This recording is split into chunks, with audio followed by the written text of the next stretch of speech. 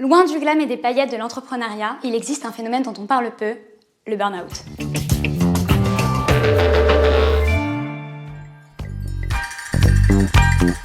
Levée de fonds, unicorn, growth hacking.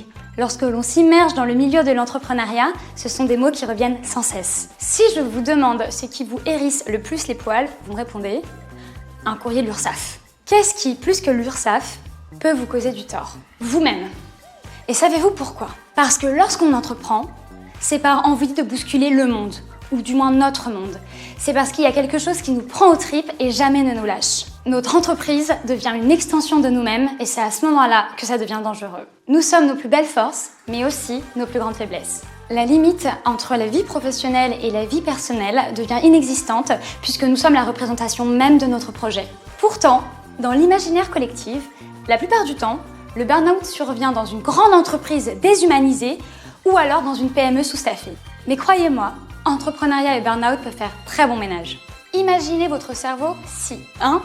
Concrètement, tout repose sur vos épaules. 2. L'ascenseur émotionnel est le quotidien de tout start-upper qui se respecte. 3.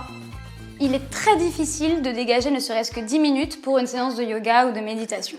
Et 4.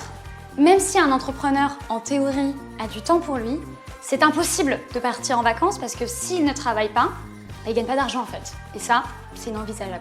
Maintenant que l'on a démystifié l'entrepreneuriat et par la même occasion les multiples comptes Instagram hyper culpabilisants, on va vous donner quelques conseils pour que vous puissiez détecter et prévenir les signes d'un éventuel burn-out.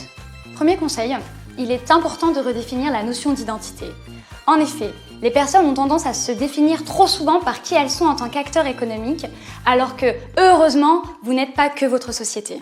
Le deuxième conseil est de cultiver l'optimisme. Il faut absolument se dire que l'on apprend de ses réussites, mais surtout de ses échecs. Ok, je vous l'accorde, c'est sans doute le genre de conseil qui nous donne envie de gifler notre interlocuteur lorsqu'on vient de passer 6 heures à travailler sur une présentation pour avoir un retour négatif.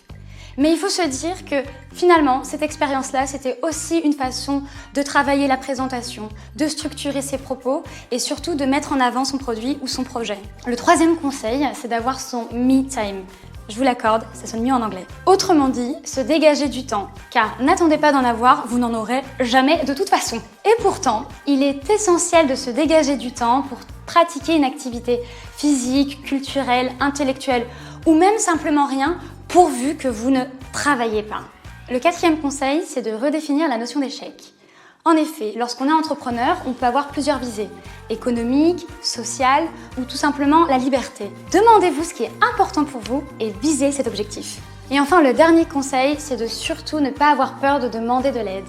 En effet, cette aide, elle peut être médicale, des psychothérapeutes, des psychanalystes, des sophrologues, mais aussi sociale, c'est-à-dire rejoindre des cercles d'entrepreneurs pour partager vos expériences de vie et vous aider à avancer dans cette grande aventure humaine. Bref, vous l'avez compris, entrepreneuriat et burn-out peuvent faire bon ménage. Le tout maintenant est de savoir identifier les signes précurseurs et d'apprendre à vous faire confiance.